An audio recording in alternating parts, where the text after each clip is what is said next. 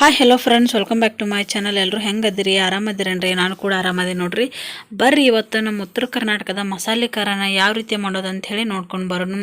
ಮಸಾಲೆ ಖಾರ ಮಾಡೋದಕ್ಕೆ ನೋಡ್ರಿ, ಚಕ್ಕೆ, ಲವಂಗು, ಚಕ್ರ ಮೊಗ್ಗು, ಮತ್ತು ಸಾಜೀರಿಗೆ, ಮತ್ತು ಜೀರಿಗೆ, ಲವಂಗ, ಕಾಳು ಮೆಣಸು, ಹವೀಜ, ಅಲ್ಲ, ಬೆಳ್ಳುಳ್ಳಿ, ಉಳ್ಳಾಗಡ್ಡಿ, ಒಣ ಕೊಬ್ಬರಿ, ಈ ರೀತಿಯಾಗಿ ಎಲ್ಲ ಹೆಚ್ಚಬೇಕು ನೋಡ್ರಿ.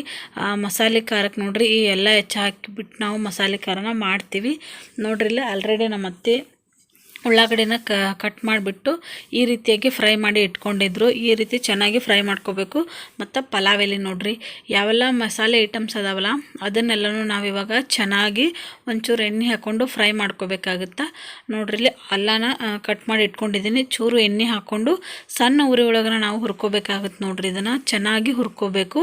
ನೋಡಾತಿರಲ್ಲ, ನಮ್ಮ ಉತ್ತರ ಕರ್ನಾಟಕದ ಕಡೆ ನೋಡ್ರಿ ಮಸಾಲೆ ಖಾರನ ಜಾಸ್ತಿ ಯೂಸ್ ಮಾಡ್ತಾರೆ. ಗೊಡ್ಡ ಖಾರ ಅಷ್ಟೊಂದು ಯೂಸ್ ಮಾಡಲ್ಲ.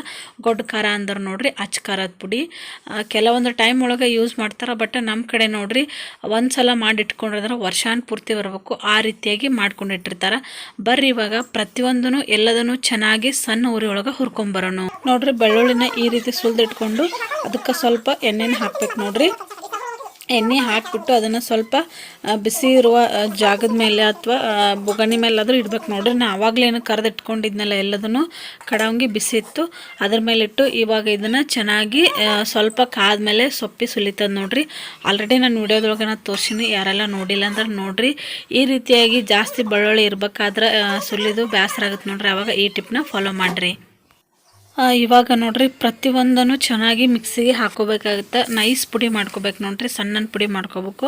ಅದು ಎಲ್ಲನೂ ಪುಡಿ ಮಾಡಿದ ಮೇಲೇ ನಾವು ಬೆಳ್ಳುಳ್ಳಿ, ಅಲ್ಲ ಮತ್ತು ಕೊತ್ತಂಬರಿ, ಕರಿಬೇವು ಹಾಕೋಬೇಕಾಗುತ್ತೆ ನೋಡ್ರಿ.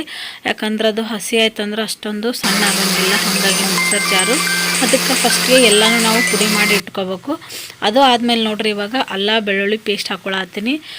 ತುಂಬಾ ಸಣ್ಣಗೆ ಪೇಸ್ಟ್ ಮಾಡ್ಕೋಬೇಕು ನೋಡ್ರಿ, ಅಂದ್ರೆ ತುಂಬಾ ಚೆನ್ನಾಗಿರ್ತದೆ.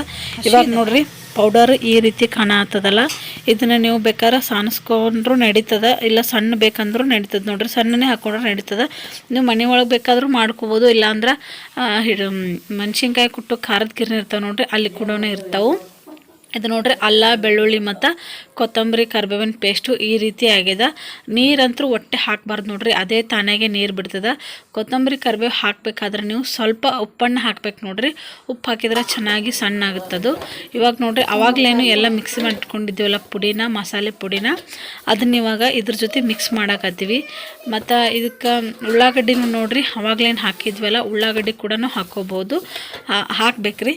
ಮತ್ತು ಒಣ ಕೊಬ್ಬರಿ ಇರ್ತದೆ ನೋಡ್ರಿ, ಅದನ್ನು ಕೂಡ ಹುರಿದ್ಬಿಟ್ಟು ಅದನ್ನು ಕೂಡ ಪೇಸ್ಟ್ ಇದ್ರೊಳಗೆ ಹಾಕೋಬೇಕಾಗುತ್ತೆ ನೋಡ್ರಿ. ಎಣ್ಣೆ ಬಿಡ್ತದೆ ಅದು ವಿಡಿಯೋ ಸ್ವಲ್ಪ ಮಿಸ್ ಆಗಿದೆ ನೋಡ್ರಿ. ಒಣ ಕೊಬ್ಬರಿನೂ ಕೂಡ ಹಾಕೋಬೇಕಾಗುತ್ತೆ ನೋಡ್ರಿ. ಎಲ್ಲದನ್ನು ಮೊದಲ ಚೆನ್ನಾಗಿ ಮಿಕ್ಸ್ ಮಾಡ್ಕೋಬೇಕಾಗುತ್ತೆ ನೋಡ್ರಿ.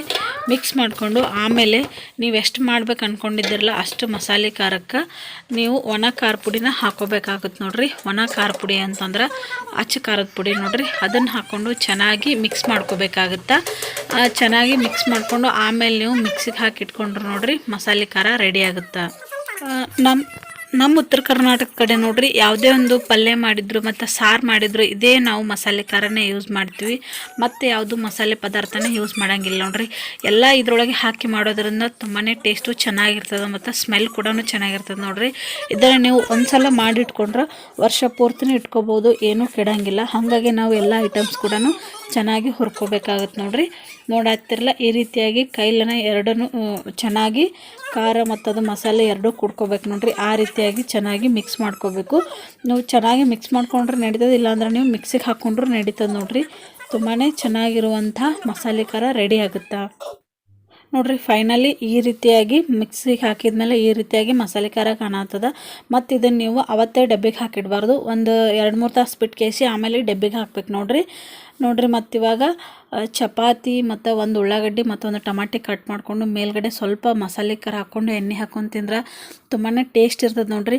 ನೀವು ಯಾವುದೇ ಪಲ್ಯ ಮಾಡ್ಬೇಕನ್ನೋ ಅವಶ್ಯಕತೆನೇ ಇರಲ್ಲ ನೋಡ್ರಿ. ಪಲ್ಯ ಏನಾದರೂ ಬೇಸರ ಆಗಿತ್ತಂದ್ರೆ ಈ ರೀತಿ ಹಾಕ್ಕೊಂಡು ತಿನ್ಬೋದು. ಮತ್ತು ಮಸಾಲೆ ಖಾರದ ಮಾಡಿ ಫ್ರೆಶ್ ಏನಿರ್ತದೆ ನೋಡ್ರಿ 1 ತಿಂಗಳವರೆಗೂ ತುಂಬಾ ಚೆನ್ನಾಗಿರ್ತದೆ ನೋಡ್ರಿ. ಅದನ್ನು ಹೀಗೆ ಪಲ್ಯ ಇಲ್ಲ ಅಂಥೇಳಿ ಪಲ್ಯ ಥರನೇ ನಾವು ಮಾಡ್ಕೊಂಡು ತಿನ್ಬೋದು, ತುಂಬಾ ಟೇಸ್ಟ್ ಇರ್ತದೆ. ಮತ್ತು ಯಾರಿಗೆಲ್ಲ ಈ ರೀತಿ ರೆಸಿಪಿ ಇಷ್ಟ ಆಗುತ್ತೆ ಅನ್ನೋದನ್ನು ಕಮೆಂಟ್ ಮಾಡಿ ಹೇಳ್ರಿ. ಮತ್ತು ಮಸಾಲೆ ಖಾರನ ನೀವು ಕೂಡ ಟ್ರೈ ಮಾಡಿರಿ. ಮತ್ತು ಈ ರೀತಿ ಮಸಾಲೆ ಖಾರನ ಯಾರು ಊಟ ಮಾಡಿರ ಅನ್ನೋದನ್ನೇ ಹೇಳ್ರಿ. ಈ ವಿಡಿಯೋ ನಿಮ್ಗೆ ಇಷ್ಟ ಆಗಿದ್ರೆ ಲೈಕ್ ಮಾಡಿ, ಶೇರ್ ಮಾಡಿ, ಕಮೆಂಟ್ ಮಾಡಿ ಮತ್ತು ಸಬ್ಸ್ಕ್ರೈಬ್ ಮಾಡಿ.